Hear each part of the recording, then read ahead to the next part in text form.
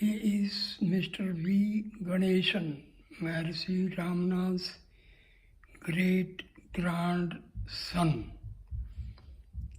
He is a true, realized soul. I met him in Tiruvannamalai in 2019. He is a great Advaitic Vedantist. He is a true follower of Advait Vedanta. Just listen what he says. This who am I of Ramana Maharshi is not a technique, is not a formula, it is not to be trained or given classes.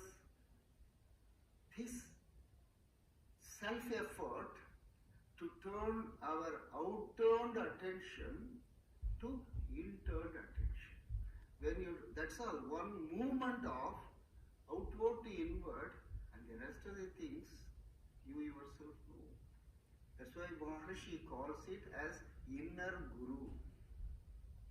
The inner guru is within all of us. Maharshi said, who is that inner guru? Not another small imp seated in your heart. This is the happiness. See. He is another grandson of Maharshi Ramana. He is president of Ramanashram at Tiruvannamalai. He is also a true follower of Advaitic Vedanta. Just listen to him. Bhagavan's philosophy is not totally new. But what was great about Maharshi was he lived it. In the present day, he lived it. Here is a person who lived like an ancient rishi. Lived it. That's the greatness of Bhagavan. Bhagavan is my blood grandfather's elder brother. My father's elder brother. When he was a child, he was old enough to be seen as an old man. So when I was a boy, I knew him only as an old man. No concept. This V. Ganesan as a boy is standing beside Maharshi Ramana. Sort of sage or saint. Since he, Ramana Maharshi, moved with me like a grandfather only, he will move with me. Hey Ganesha, come here. Yava. Like my own grandfather, how he will call, hey Nova, correct, sit here. For instance, when I was 3 years old, there was one American lady, Eleanor Pauline Noy. I became very fond of her. So I will always go and sit on her lap. And perhaps you Westerners, it is difficult for you to understand. The Brahmins do not like the Brahmin children to be touched by a Westerner. It's pollution. But I never knew all that. I go and sit on her lap. And there is so much of opposition. And Bhagavan should have noticed this. This is my conjecture. So we were living in the town. So one day when I came running to Bhagavan. Bhagavan looked at me when I prostrated, because my mother would say, go and prostrate to Bhagavan. I prostrated. When I got up, Bhagavan looked at me and said, Ganesha, உன்னோட நோய் பாட்டி அங்கே உட்காந்துருக்கா, போய் அவன் மடியில் உட்காந்துக்கோ. You are Noyi. I used to call her Noyi. Your Noyi is seated there, go and sit on her lap. How will you describe Ramana? That famous thing. Mighty personality. All this part. Mighty personality. Major Chadwick was the first Westerner to permanently stay in the ashram. And he, after coming here, he read Hindu scriptures, Hindu some of these things. He said, only through a guru you can have self-realization. Ramana Maharshi never declares himself as a guru. So he had a logical doubt. Have I given up everything to come here to you, Bhagavan, to be told you are not the guru? What will happen to me? Maharshi's answer was, who has all these doubts? Major Chadwick, he was really great. He was a World War I veteran, 6 foot 4 inches, broad shoulder with a booming voice. He always used to call morning, morning. He was fond of me. It was, I tell you, his dedication, his surrender to Bhagavan. He had an incisive mind though. He would not take anything for granted. You see, the reminiscence, if you read, is a beautiful reminiscence of the reminiscence. Chadwick's reminiscence is the best of you say. But the very fact he was totally surrendered. Those days, coming all the way, conveniences were not there and all that. You could imagine. It was great. Morris Friedman, that story you know, no? Once I was standing in front of a store's kitchen entrance. He had come in a jeep. He had brought a bag of rice. He was wearing a khaki shorts, white shirt, that's all, simple. So he greeted me. He didn't wait for somebody to come and unload. He himself unloaded. Rice, bag of rice. And he gave me a bright smile. He was a great person. Not many people know, for Dalai Lama to come to India, he was one of the instrumental people who played the role behind the scene because they are direct opposed to Nehru. He was one of the key figures in bringing Dalai Lama to India. Everyone is Ramana Maharshi in their heart. That's the uniqueness. There is no, there can never be a school of Ramana Maharshi, but everyone will be Ramana Maharshi. Not disciples of Ramana Maharshi, not a school or a religion of Ramana Maharshi will never come. We all felt absolutely natural in his presence. Totally at comfort, natural in his presence. See, in a conservative South Indian, especially Brahmin family society and all, you don't know. You try to keep a distance from elders, more so from a Swamiji and all that. No. In the presence of Bhagavan, we felt all natural, so natural. That explains also, see why the birds, animals, everything, they all were so close to him.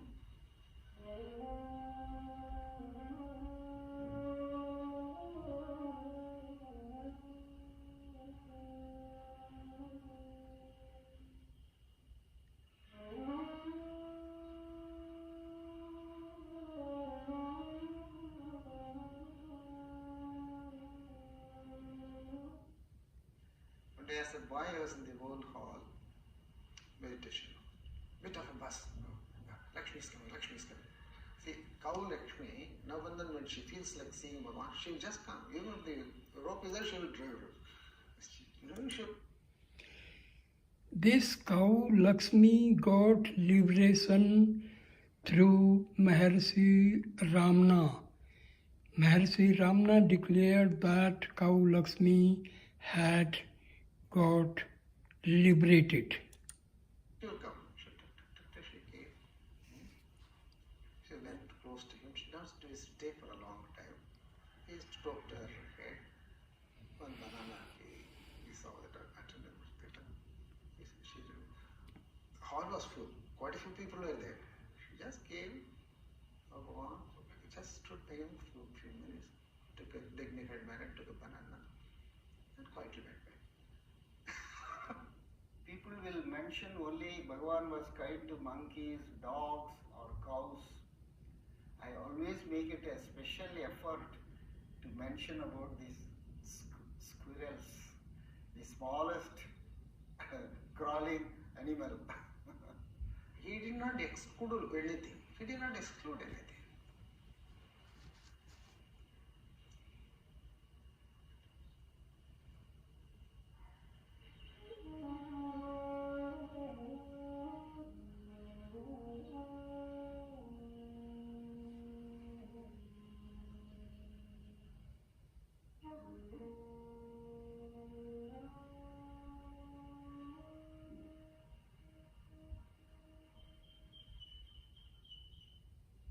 All religions advise you to pay attention on God, which they conceive of outside of you.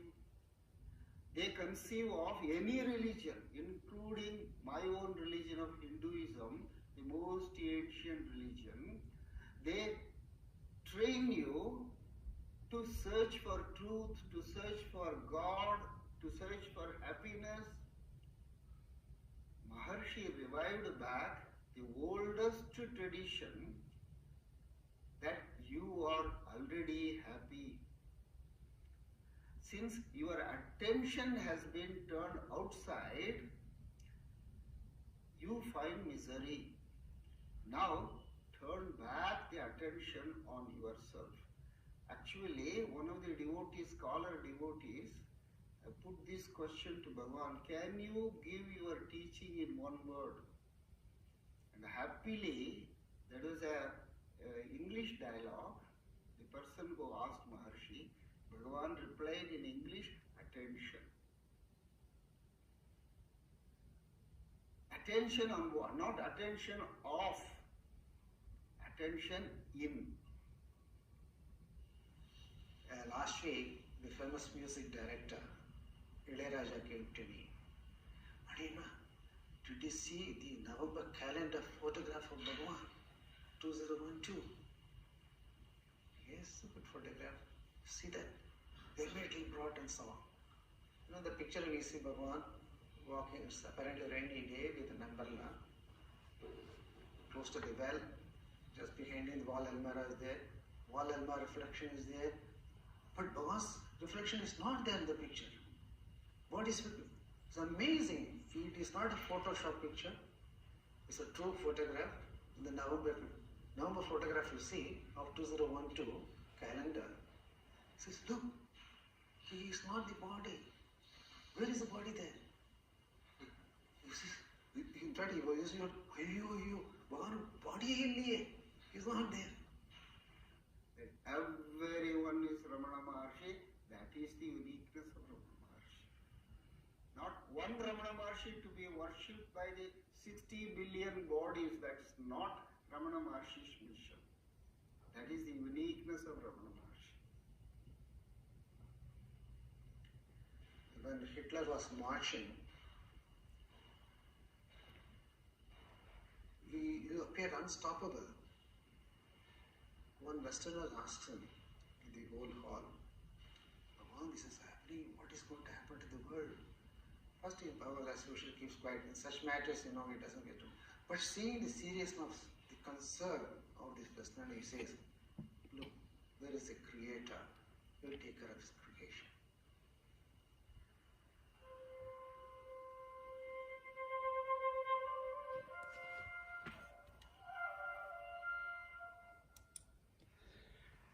This is holy Tiruvannamalai city, and this is one of the oldest temple in India. This is just on the southeastern part of Arunachala Shiva. This is a very vast monument of great Hindu architecture.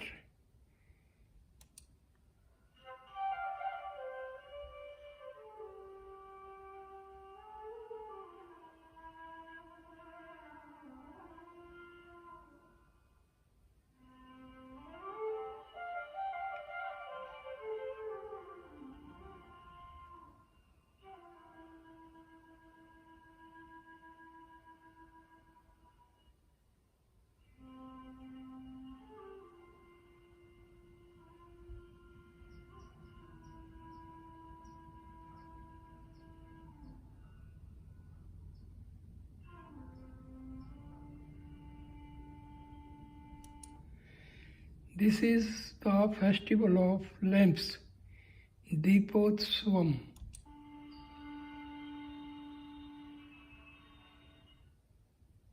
So happiness is Maharshi's teaching.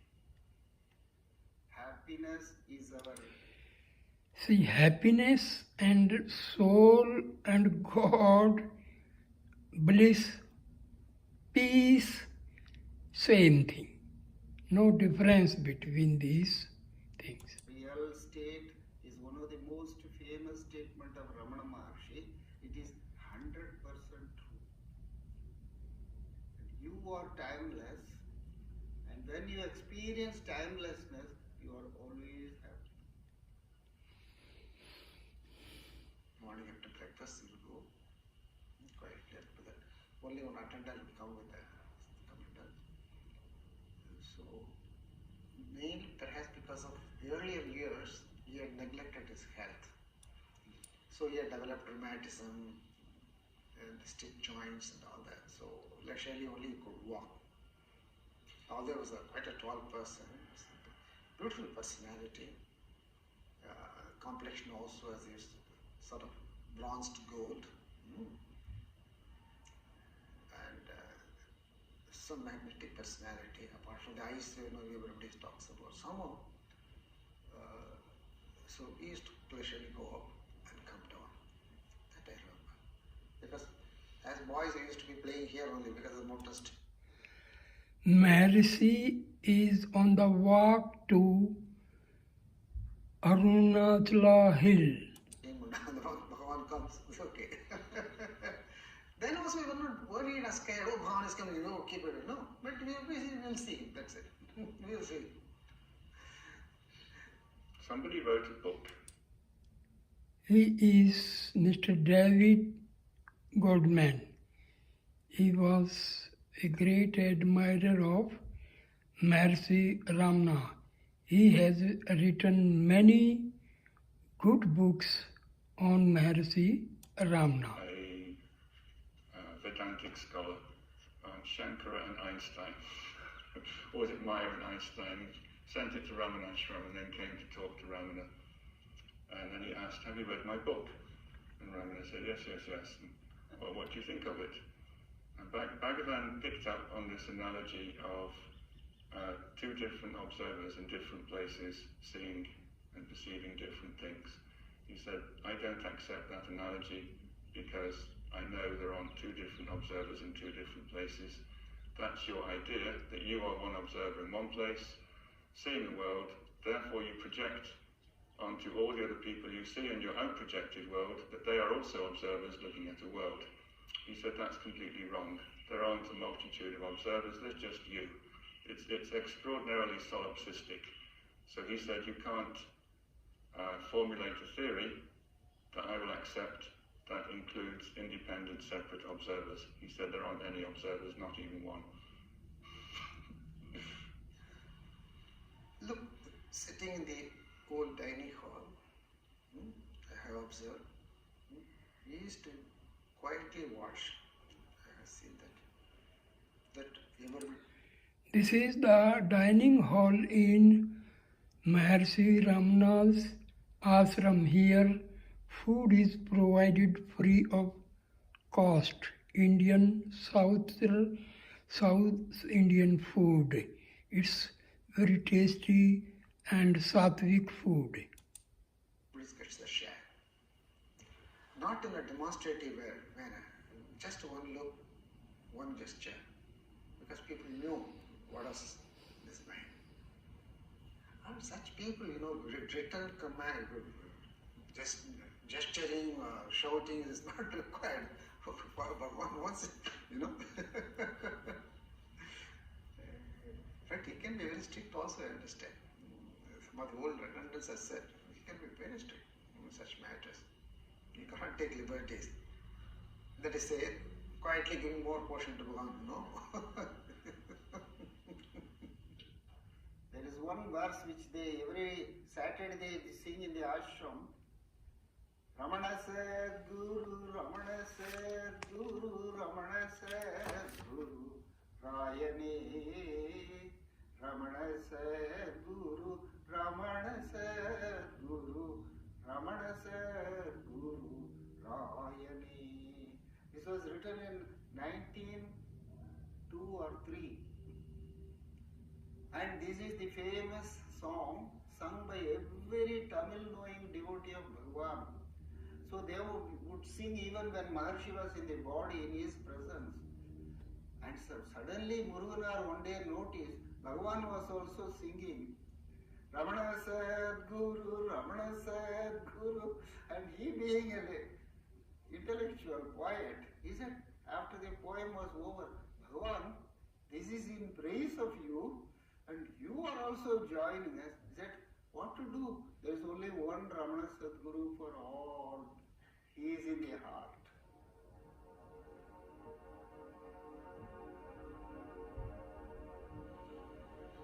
Bhagavan's major surgery in December 1949. Dr. Raghavachari, those days he was the leading surgeon of South India. He came from Chennai with a complete medical team. The surgery was formed in our old dispensary. The complete surgery on his left arm for removal of sarcoma was performed. They had just introduced the surgery procedure, electric scalpel. So with electrics was small, so that, and but clean it was, pink, red it was. So, but then the main thing was Bhagavan's expression, Bhagavan's look on the face. The same indrawn, distant horizon. Same look. Absolutely, you can't see anything on the face. Pain or nothing, no expression. Same, certainly, absolutely serene face. You saw. Absolutely. Then Raghavachari connection, doctor, he served his tenure in the government hospital, retired and all that. Then Ashram got lost in touch with him. Much later we came to know he is still alive. So I got his address. I went to see him. Impressive personality, tall, very elegant gentleman, elderly by that time. I asked him, sir, you had performed an operation on Bhagavan. What was your impression, sir? He slowly, calmly said, throughout the operation, two things he clarified. One, is a general feeling Bhagavan never took anesthesia. That is not correct. But what was for such a major surgery, general anesthesia was required. Bhagavan refused. Then I asked him at least local anesthesia, that he permitted. With local anesthesia, we performed the major surgery. So throughout, he was alert and awake. There are absolutely no changes. No change in his face. Throughout the surgery. Then I added also, I am a hardened surgeon.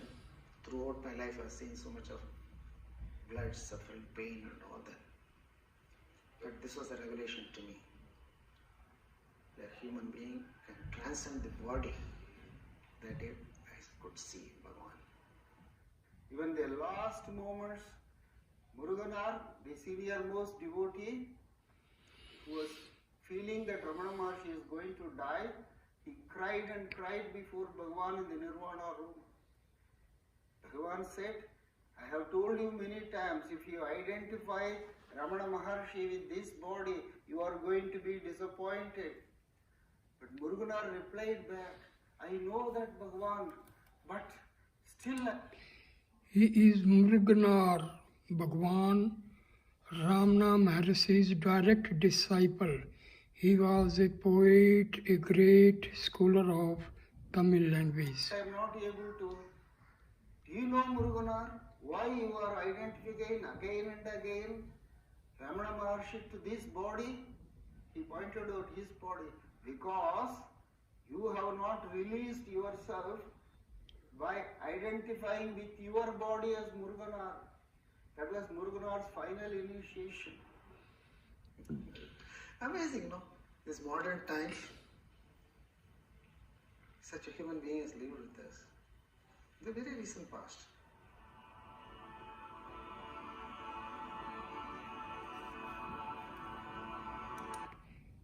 This is Arunachala Holy Hill, the living Shiva, Shiva in the form of hill. This hill, known as Arunachala, is situated in Tiruvannamalai in Tamil Nadu state of India.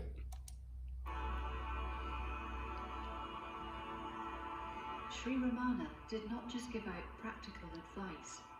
He was an immense spiritual dynamo who could use his power and his presence to eradicate the false ideas his visitors had about themselves, and then show them the reality of who they truly were. This is the role and function of the true Guru, to dispel the darkness of individual ignorance and reveal the true abiding state of what remains when that ignorance has vanished.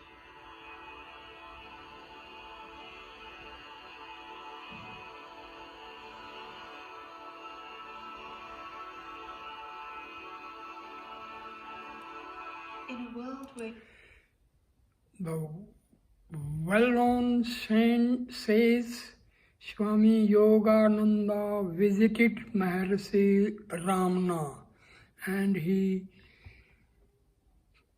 got some queries solved by Maharshi Ramana.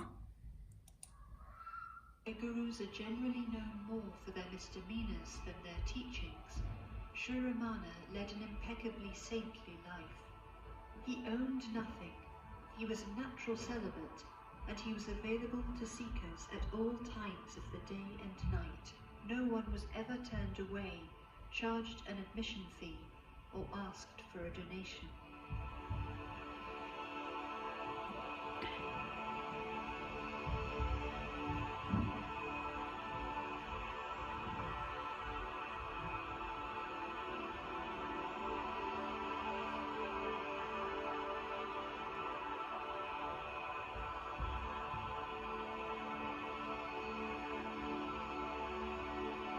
Though Sri Ramana is no longer teaching through a body in Tiruvannamalai, his presence is still felt by those who are actively trying to put his teachings into practice. His loving and liberating power still flows into those who follow his practical advice.